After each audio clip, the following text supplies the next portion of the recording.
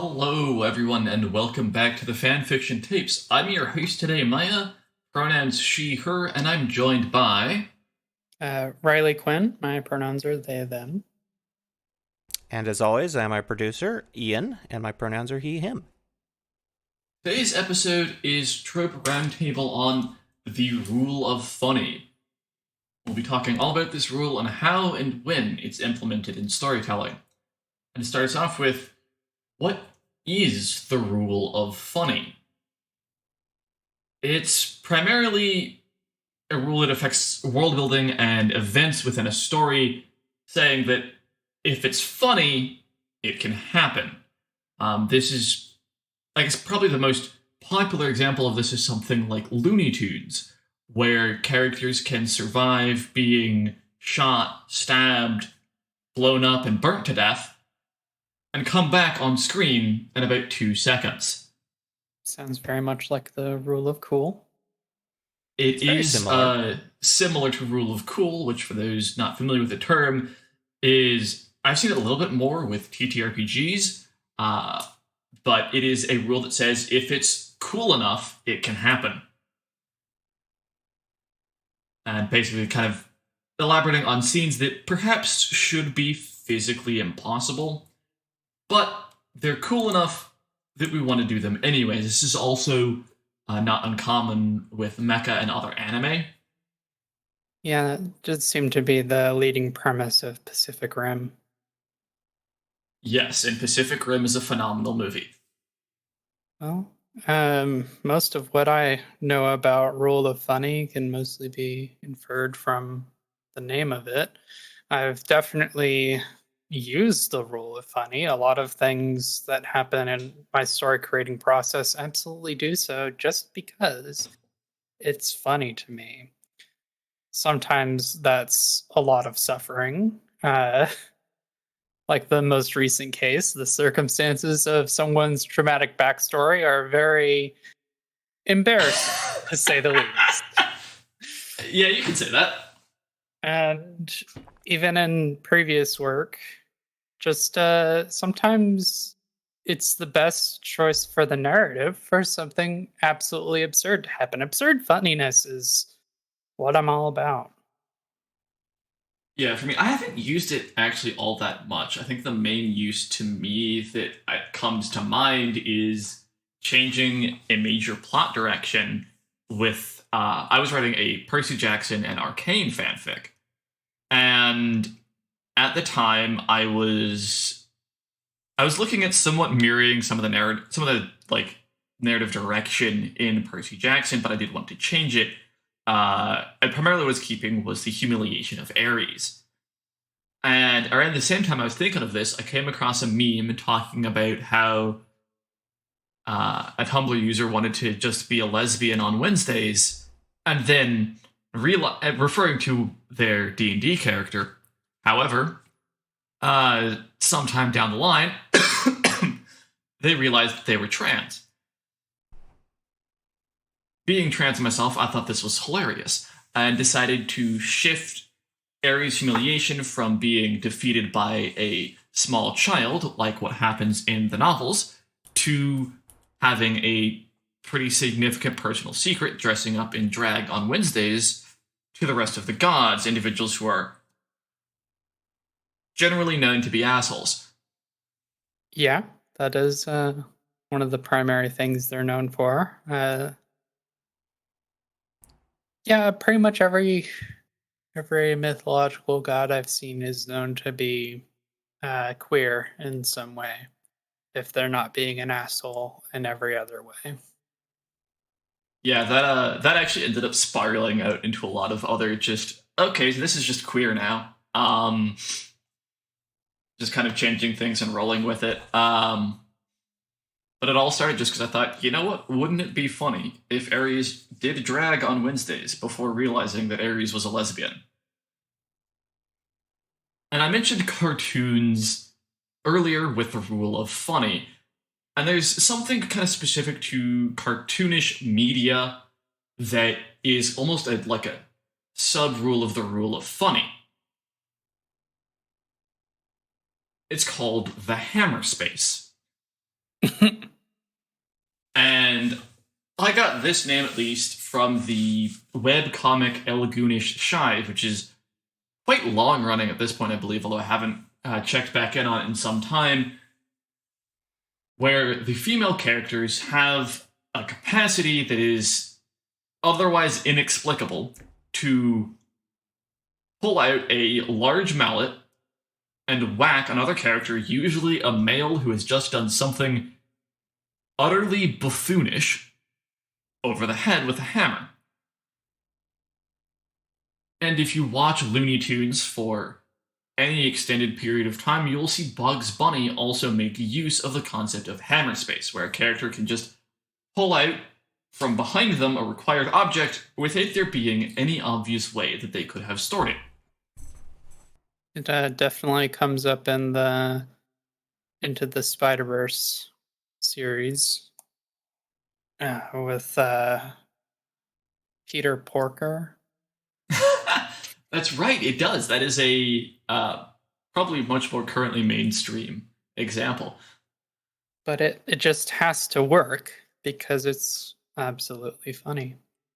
And I believe you were the one who introduced me to EGS. Do you have any other examples of hammer space? Oh.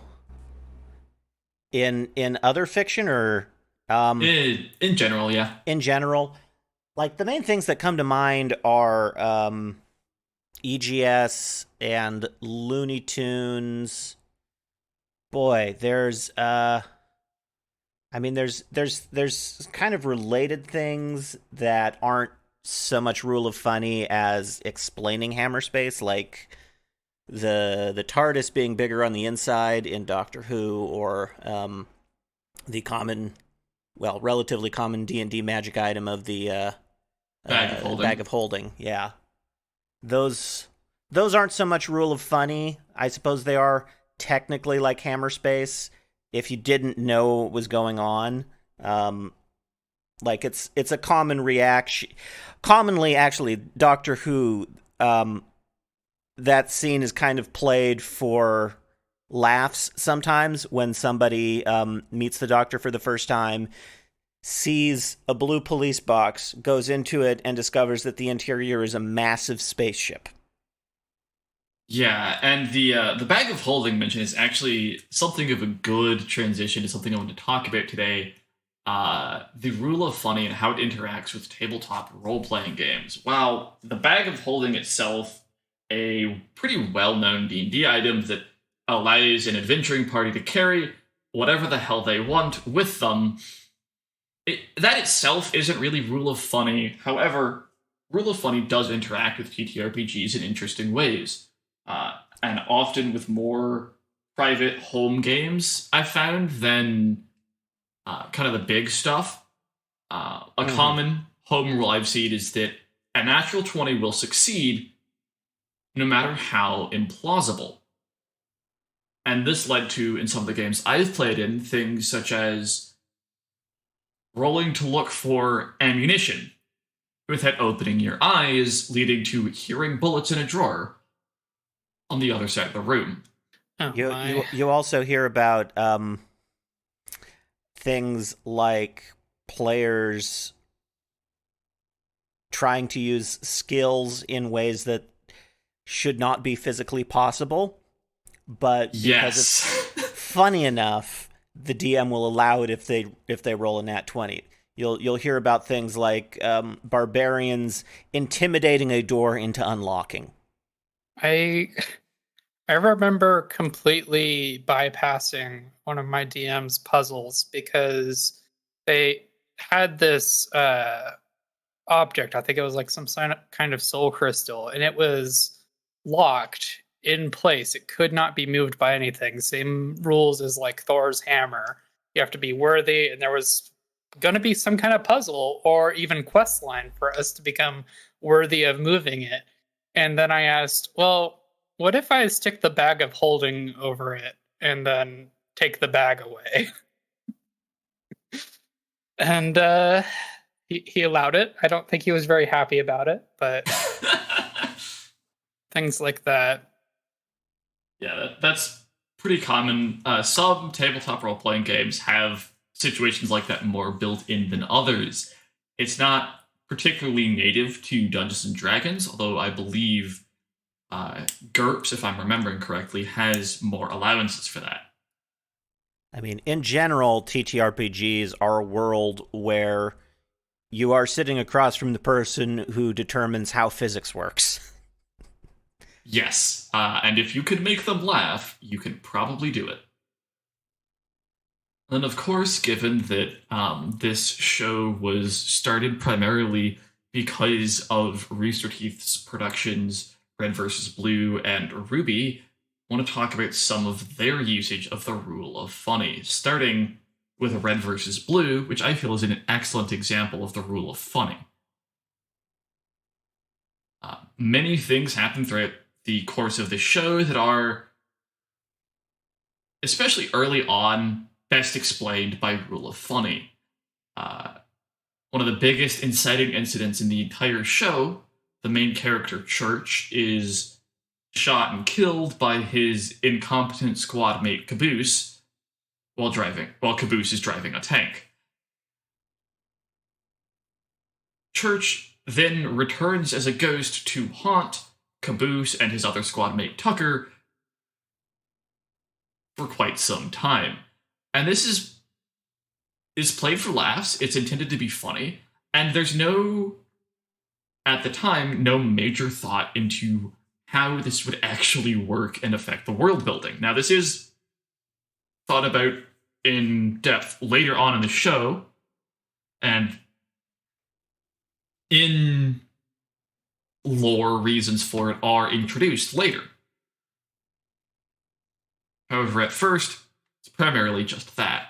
Another common gag is a soldier for the opposing army, Griff, is shot repeatedly by his commanding sergeant named Sarge. Realistically, after, a couple of those blasts, he probably should be dead, especially given how Sarge's shotgun is shown to be lethal in other scenes. However, it's funnier for Griff to persist in pain and agony and still having to deal with Sarge than it is for him to simply be killed off. I think Red vs. Blue also has like an interesting way of taking these gags that they did for Rule of Funny, and then later down the line when they're trying to make a more coherent world out of this. When they're trying to make a world, period. Yeah. Like, they started around just,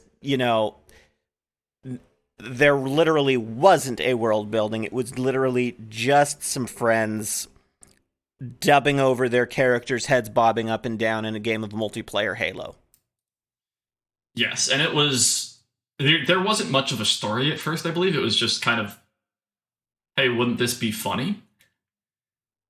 However, over the years, the show does develop, and like Ian said, for me, it's really fascinating of the ways they managed to world build to accommodate the stupid gags and just skid of the week material.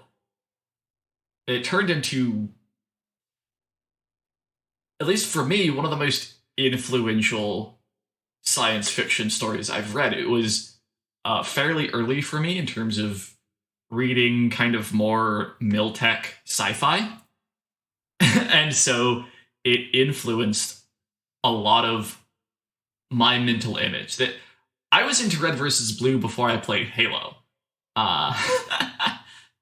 Yeah, my pipeline was probably the exact opposite of that.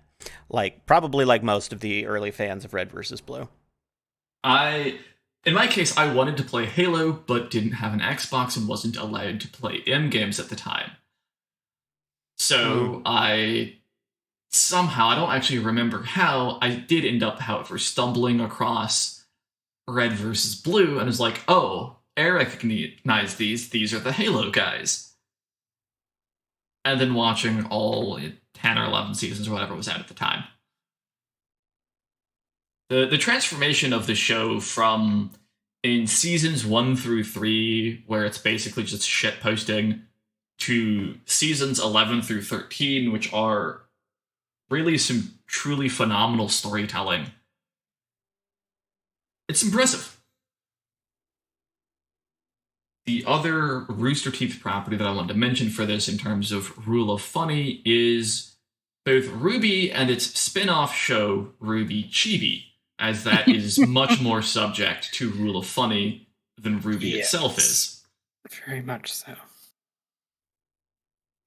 And RWBY Chibi is essentially a Looney Tunes cartoon done in a particular art style where many of the characters resemble bobblehead dolls rather than, living humans. And they get up to shenanigans. Characters are often flanderized, which is, for those unfamiliar with it, a term where a fandom takes a character from a show with they have this one bit. It shows up somewhat rarely to a little bit frequently and extrapolates it to create that as the basis of their entire character. The name comes from the character Ned Flanders, who I believe is flanderized in a couple of his sayings and particular religious leanings. In the case of RWBY Chibi,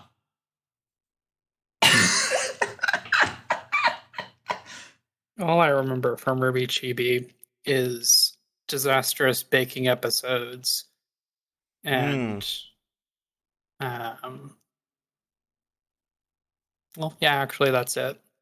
Yeah, the villains are often kind of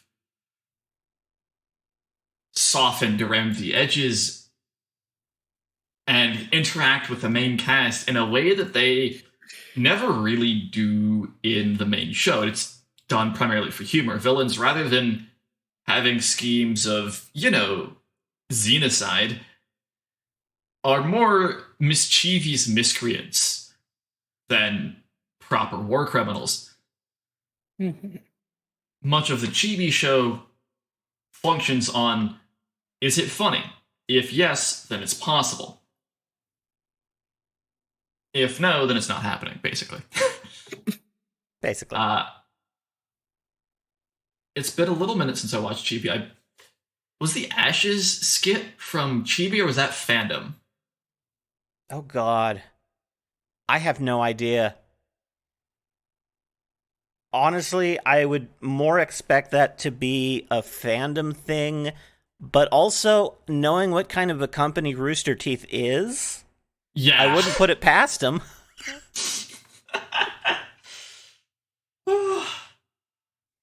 Riley, Ian, do either of you have any media that particularly implement the rule of funny you'd like to talk about?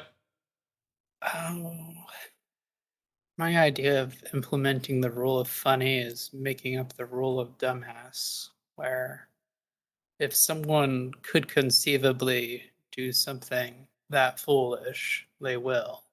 For instance, Googling themselves straight by literally typing, "Can straight girls sleep with other girls?" Finding all of the books and resources that say yes, you can find them. If you look up, you will find them. And then just taking that as fact and shelving that assumption, never to be reassessed again. Which is a really good way to let your health problems go as well. I get a feeling that you made that mistake once upon a time. Growing up, ex-evangelical, and also having a passion for science, I very quickly learned to take assumptions and do the right thing and not challenge them because I wasn't supposed to. Like challenging my religious faith, that took a long time before I realized it's like, actually I should challenge this. And that also resulted in not challenging my feelings of gender or symptoms of health issues that I was developing.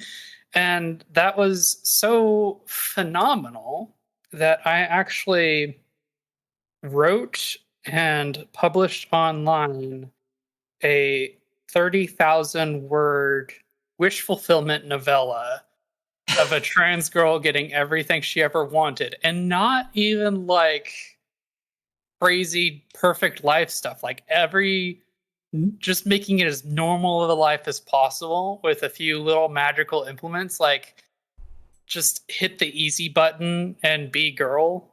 And yeah, I wrote that and published it and shared it with a lot of people, and my shell did not crack until I had uploaded most of it. I was like uploading a chapter every other day or so, and gotten comments. It's like, that's exactly how it was for me. You're so good at writing the trans girl experience. It's just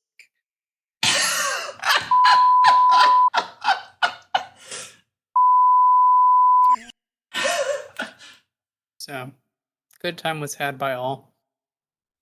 If it makes you feel any better, I published at least one piece of lesbian fan fiction before my egg cracked. So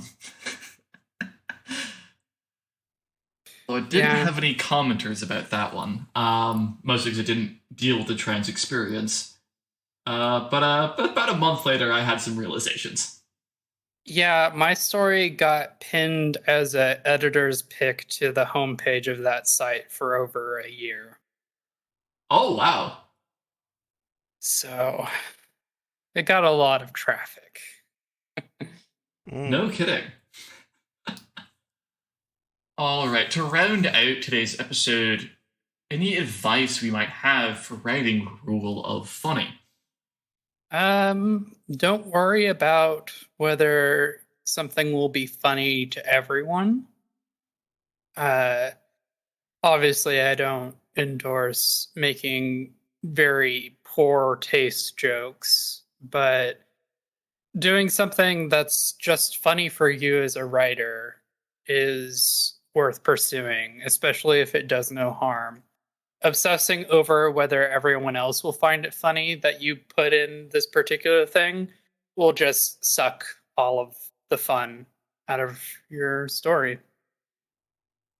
Yeah, it's kind of similar to what I want to say is don't worry about making anyone else laugh. If you're laughing, and especially if you're maintaining to some of the stuff we talked about in the first couple of episodes this month, where we're talking about making sure you aren't harming people with it, and making sure you're picking appropriate targets, go for it. It doesn't need to necessarily be super plausible. As I mentioned, the skit with Church where he's a ghost for 6 seasons or something like that. It doesn't make much, if any, logical sense, but it was funny. And it worked well enough that it stuck as a part of the character and as a part of the show for the last 20 years. And that character is still kicking around today, in a manner of speaking. I suppose that's a good example of don't be afraid of making a joke that you can't reconcile with your world building, because there's so many ways that can happen. Red versus Blue does that. The whole ghost thing. Turns out Church was actually a robot AI the whole time. EGS actually does this with their hammers.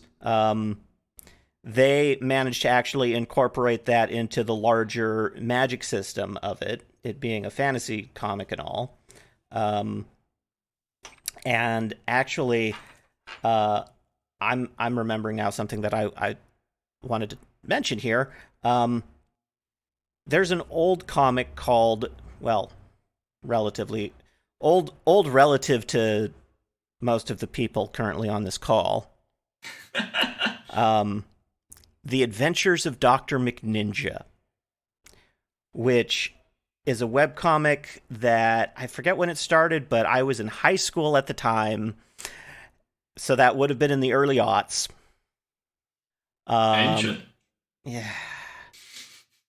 It finished in, I think, 2017, and it is a comic where you can probably guess from the name that the entire setting is based off of either Rule of Cool or Rule of Funny. It is awesome, and it commits to the weirdness, and it is hilarious. So commit to the weirdness. I'm going to check that out. Because I remember your recommendation of EGS, and I loved that comic. The first official storyline is called Meet the Doctor and His Friendly Staff. It introduces Dr. McNinja's gorilla receptionist as the Doctor, who is both Irish and a ninja, race against time to save a patient with Paul Bunyan's disease, an illness which turns children into giant lumberjacks. Go read Dr. McNinja. I'm going to have to. And actually, I can't believe I forgot to mention this today, because I'm like, I woke up this morning, I knew I wanted to mention this on today's episode. Nimona. Originally a comic book by N.D. Stevenson, and now an animated movie on Netflix. Stop what you're doing, go watch it. I am very normal about it, I swear. No, you're not. Please don't be normal about it. No, I'm not. And Dad, to make you watch it, it has Judas Priest in it. You'll love it. Many of the powers featured in Nimona, in particular, those of the titular character, Nimona, partially function off of the rule of funny or rule of cool. There's not really a lot of, as far as I could tell, physical rules defining how Nimona's power works. She just kind of does what she thinks would be funny in the moment. And gosh darn, is it funny. It is. It is one of the funniest movies I've ever watched. And genuinely so good. I can't recommend it enough. I also just love the concept of someone who clearly has the ability to change into any mythical beast, but still chooses normal animals, like a flamingo, or a rhinoceros. Or an ostrich. Or a whale. And it's like the whole universe of fantasy creatures. And no, it's all animals are cool. All right, Ian. Do we have anything in the mailbag today? Well, we don't have anything in the email inbox, but I happen to notice somebody has left us a 5-star review on Apple Podcasts. Oh, 5 stars. Yes. Shit.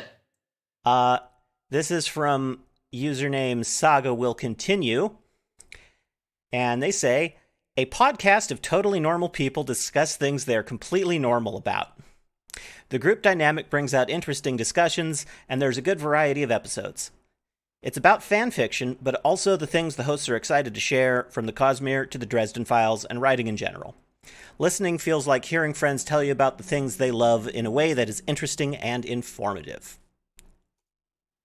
Thank you, Saga Will Continue, for your review.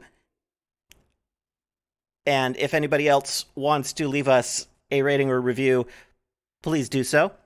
You can also reach out to us by email. Our email address is fanfictapes@gmail.com. That will be in the description down below wherever you listen to this podcast. I believe you can also reach us on Twitter for as long as that hell site is around. Maya, you run our Twitter. What is our handle? 1 minute. Sorry, I have to not sob. Our Twitter handle is @fanfictiontapes. I run that. It's somewhat active. If you tag us there, send us a DM or tweet with the hashtag that I was using in Season 1 and then forgot to include for Season 2, oops, I'll be doing that more now. We'll see that, and if you send in something you would like us to include on the show, we will absolutely try and do that. All right. And before we go, Riley, do you have any things that you want to plug? There's my website, RileyQuinnTheFool.com, where my currently published book is available. Plenty of reviews on it now to get a sense of what it's about. And other than that, I'm just hoping to have my next book up in less than a year. I'm looking forward to it. I've heard some details about it. I am excited. All right. Well, I am and have been Maya. I have been Riley. And I am Ian. Until next time, bye.